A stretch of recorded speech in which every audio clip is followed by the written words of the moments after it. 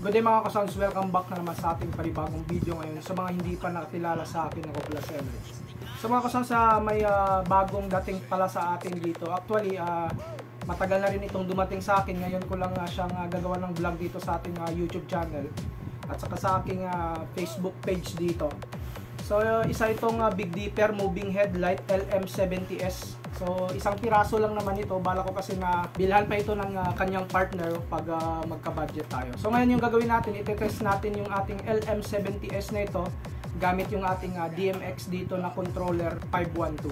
Sa mga gusto mag-avail pala nito, punta lamang kayo sa aking TikTok, no? Sa TikTok account ko, Battle Paupas Sound System din. So, i-click nyo lang yung yellow basket sa video mismo ng LM70S na ito. So, doon ko kayo ma-recommend kung gusto ninyong bumili ng ating LM70S dahil doon ko rin ito nakuha. So, tested ko na legit yung store na yon. Baka kasi sa iba kayong store kumuha, kaya baka hindi natin maasahan yung scam kayo. No? So, ito legit store talaga yung pinagkunan ko ng ating Big Dipper na LM70S. So, mga kasas, buksan lang natin yung ating LM70S dito. Yan. Tapos, ito yung actually, nabuksan ko na ito. Na-test na nga natin ito sa TikTok account natin. So, ayan. Tapos, yung kanyang mounting bracket para sa kanya, para pag kinabit natin sa light stand, makakabit natin. So, set aside lang natin yung mounting bracket niya. Yung kanyang saksakan pala dito, nakahiwalay siya, removable siya. No?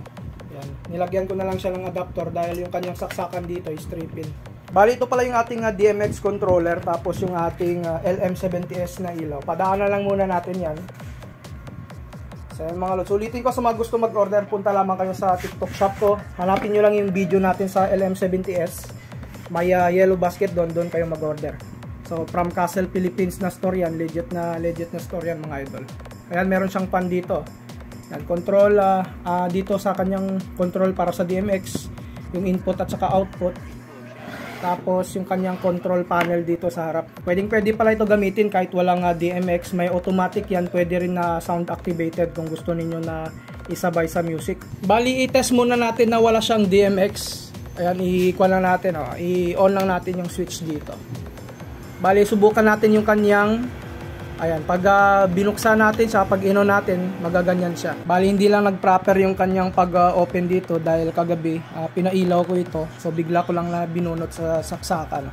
So, ayan, pag naka-DMX siya, dito natin siya isi-set sa D001.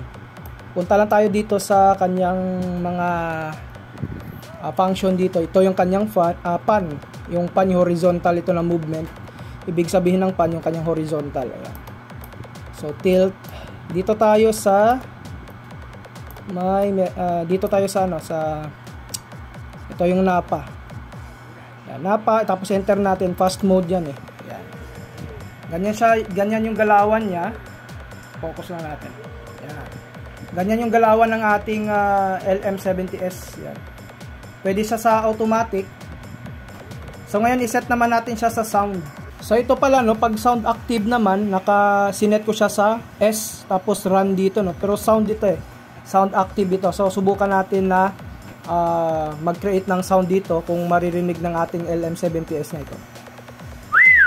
Ayan, kung mapapansin niyo mga idol no, mga ka-sounds, ganyan yung movement niya. Pwede natin yang isabay sa music. Ayan. Ayan. Yan mga idol no. So yan yung kanyang sound activated na features. Pakita ko pala sa inyo yung kanyang movement naman sa slow motion naman ng ating moving head na ito. I-set lang natin siya sa slow motion. Ayan, naka-S run siya dito. Ito naman yung kanyang slow motion. NASL yan. NASL yung kanyang slow motion. So enter natin yan. Ayan, slow. Naka-slow siya. Ganyan lang yung automatic niya. So wala tayong DMX na ginamit diyan ha. Ganyan talaga yung movement niya pag naka-slow tayo. Yan. Pag ganyan lang siya, pwede ninyo na gamitin. Pero pag gusto ninyong isabay yun, yung sa S-Run, yung kanyang nakalagay dito. S tapos R-U-N ata yung nakalagay dyan. Yan. Yan yung kanyang slow. Meron palang fan yan dito sa likod, tapos dito sa kanyang katawan, meron din yung fan. Pwede ninyo yan isabit, pwede na nakaganito yung posisyon niya sa LM70S na ito. Ayan mga lods ha. Yan. Okay na okay yung ating LM70S na yan. Ganyan yung mga function niya mga idol. Bali, connect na natin siya sa DMX controller natin. So, sa likod niya, i-connect natin yung XLR from DMX controller natin. Connect natin yan dito sa ating LM70S. So, focus lang natin yung camera dahil hindi siya nagpo-focus. Ayan. Wala mga idol ha. So, ayan mga ka-sounds, no? Ayan, makikita ninyo may input dito. Saksak lang tayo dito. Ayan. Pag saksak natin, automatic siya. Naka-DMX na siya. I-on lang natin si DMX. Naka-on up lang yung DMX natin. Ayan. So yan mga ka-sounds, connected na yan sa DMX natin. Bali, yung ating set dito, yan naka D001 siya. So nakapindot na rin tayo sa scanner button ng ating DMX 512 na ito. So yung number 1 natin, ito yung kanyang horizontal, yung pan niya. Horizontal movement yan. Yan. Tapos ito naman yung kanyang tilt. Yung number 2, yung tilt natin. Yan. Pagbalik natin, balik rin siya. Ganyan yung moving head natin pag once na merong DMX. Balik lang natin. Tapos yung number 3 na ito yung parang yung activation niya para sa mga RGB natin, sa mga ilaw niya mismo. Yan, dito pag nilakasan natin dito, mag-strobe yan mamaya pag may ilaw. Tapos dito naman is steady. So steady tayo, ayan. Para iharap lang natin ng konti yung ating LM70S, ayan. So pag pinihit natin yung number 3 yan, mag-strobe yan. Ganyan yung strobe niya. Yan. Dito steady. And red. Full red tayo. Tapos full green tayo dyan. Ito yung ating full green. Yan. Yung ating blue. Tapos yung ating white.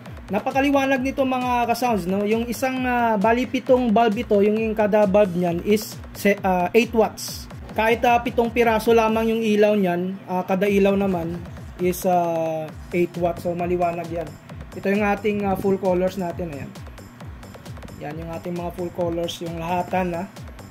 Ganyan kaliwanag si LM natin. So kung gusto ninyo na i-manual siya na movement, ganyan.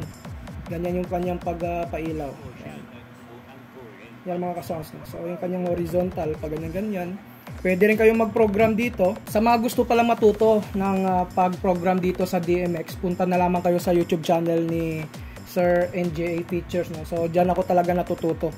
Mas maganda na doon na lang kayo pumunta kasi magaling siya pagdating sa mga ilaw. Sa akin, di naman ako expert dito, pero at least may nalalaman na rin ako kahit papano dito sa ating DMX, sa pag-program dito sa mga moving head at saka sa ating mga LED par. So mga kasas, hanggang dito na lang yung video topic natin sa ngayon, yung ating LM70S. So abangan ninyo, may darating sa atin dito na mini spider ulit. So sana maging okay yung ating in-order na mini spider. So Big Dipper din yun. So hanggang dito na lang muna. Sa mga bagong nag-subscribe, huwag niyong kalimutan na i-hit yung notification bell button para sa mga video updates natin na i-upload. Maraming salamat mga kasounds.